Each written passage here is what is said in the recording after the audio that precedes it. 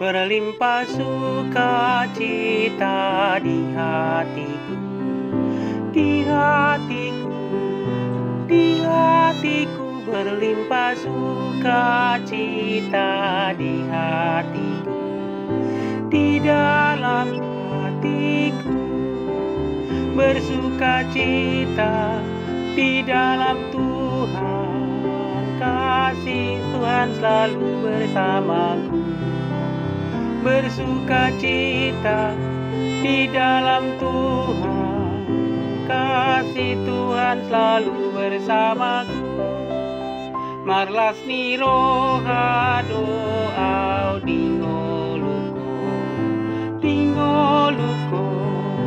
dingolukon, marlas ni roha doa dingolukon, totong dingolukon, mauliate goklas ni roha, maringan holong ni Tuhan dia, mauliate goklas ni roha, maringan holong ni Tuhan dia.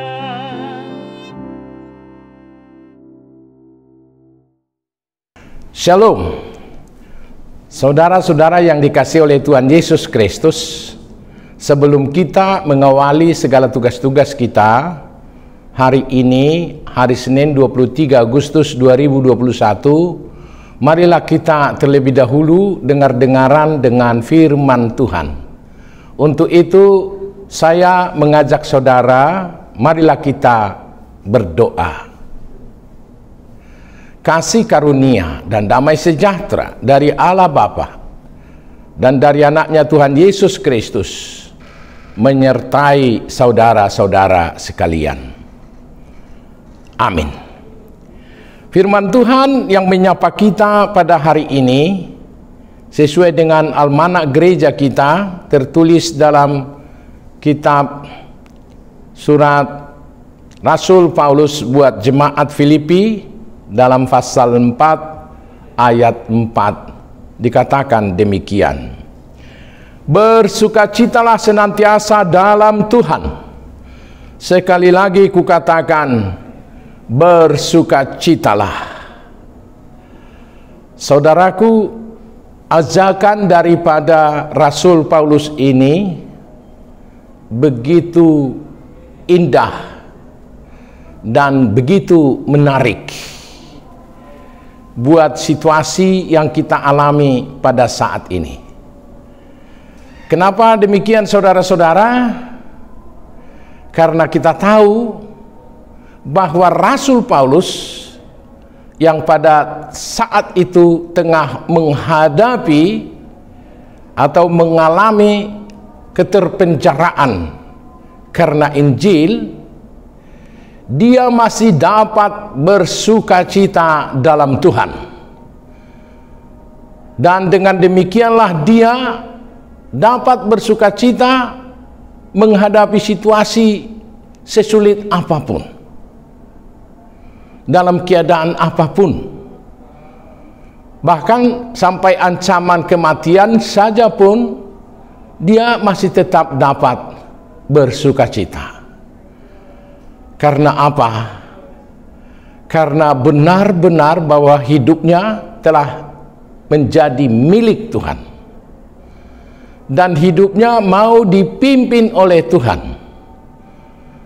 Karena kita tahu salah satu buah roh adalah sukacita.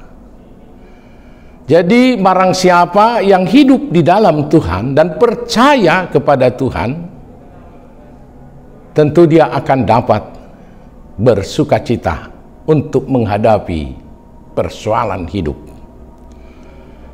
Jemaat Filipi yang disapa dan yang diajak oleh Rasul Paulus pada saat itu juga menghadapi persoalan besar.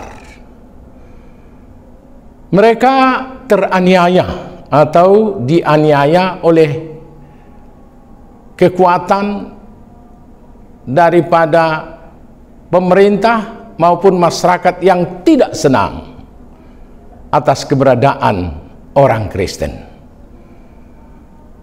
Di situasi yang demikian, Rasul Paulus mengajak mereka supaya mereka hidup bersukacita menghadapi segala persoalan hidup.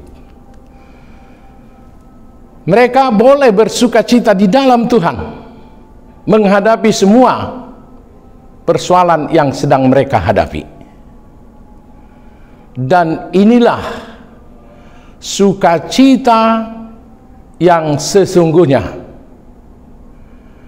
Karena kita tahu orang bisa bersukacita karena ada sesuatu yang dia terima atau yang dia alami dari luar, yang memberikan suatu harapan atau janji atau pendapatan atau perbuatan orang atau yang diberikan orang kepadanya. Seseorang bisa bersukacita, tapi bukan sukacita yang demikian yang dimaksud di sini. Justru sukacita yang keluar dari dalam hidup seseorang yang sudah diubahkan oleh Tuhan atau yang telah hidup di dalam Tuhan. Saudaraku yang dikasihi oleh Tuhan Yesus Kristus,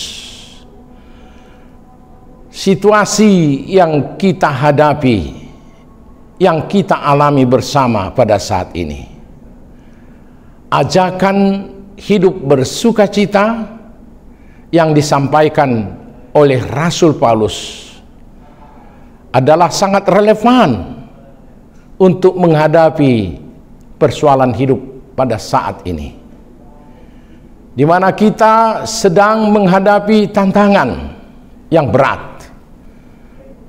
Karena kita, saudara-saudara, terancam oleh COVID-19 yang begitu ganasnya. Bahkan di antara saudara-saudara kita ada yang terpapar sakit yang harus dirawat di rumah sakit atau sedang isolasi mandiri pada saat ini. Bahkan karena dampak COVID-19 yang membatasi semua aktivitas kita, dapat berdampak, saudara-saudara, buat perekonomian dan kehidupan sosial lainnya. Saudara-saudaraku yang dikasihi oleh Tuhan Yesus, ajakan firman Tuhan pada saat ini, bersukacitalah senantiasa dalam Tuhan. Sekali lagi kukatakan, bersukacitalah. Bagaimanakah saudara-saudara supaya kita dapat hidup bersukacita? Saudaraku, yang pertama, hiduplah selalu di dalam Tuhan. Inilah jaminan kita, saudara-saudara, supaya kita bisa hidup bersukacita. Serahkan hidupmu sepenuhnya kepada Tuhan. Sebagaimana dikatakan dalam Mazmur 37 ayat 5, serahkanlah hidupmu kepada Tuhan dan percayalah kepadanya. Dan di ayat 4 dikatakan demikian, bergembiralah karena Tuhan, maka Ia akan memberikan kepadamu apa yang diinginkan hatimu.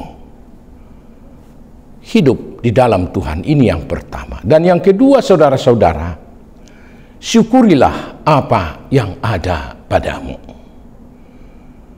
Sering orang tidak dapat bersukacita melihat orang lain, karena dia membandingkan keadaannya dengan orang lain.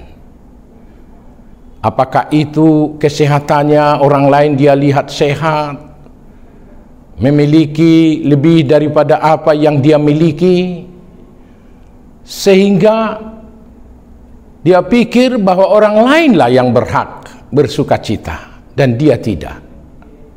Saudaraku, melalui firman Tuhan mengajar kita pada saat ini, syukurilah apa yang ada padamu.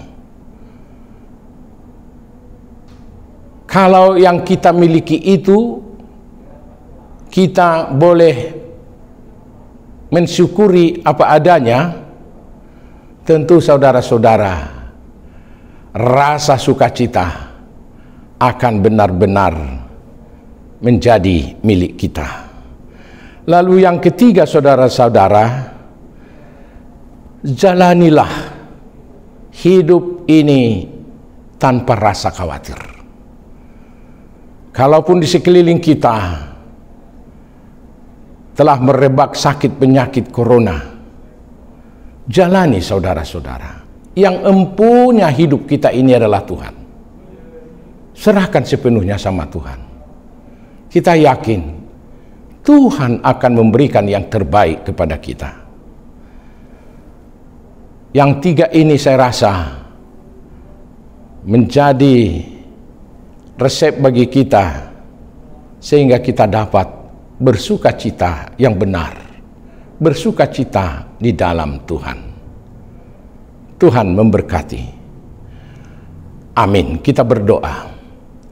Terima kasih Bapa di sorga, Engkau telah mengundang kami pada saat ini untuk senantiasa hidup bersukacita. Sukacita boleh kami miliki jika kami benar-benar telah menjadi milik Tuhan, dan Tuhan berkuasa di dalam hidup kami dengan pimpinan Roh Kudus-Mu. Apapun yang kami hadapi, situasi apapun yang telah kami alami, tidak akan mungkin dapat menghempang atau membatasi sukacita kami. Sebagaimana Rasul Paulus, walaupun badannya terkurung, tapi dia tetap dapat bersukacita di dalam Tuhan. Dalam situasi yang kami hadapi pada saat ini, saat merebaknya sakit corona yang mengancam kehidupan kami, Tuhan, di situasi yang genting demikian pun kami boleh bersukacita. Bahkan pada situasi saat kami sakit pun kami boleh bersukacita di dalam Tuhan.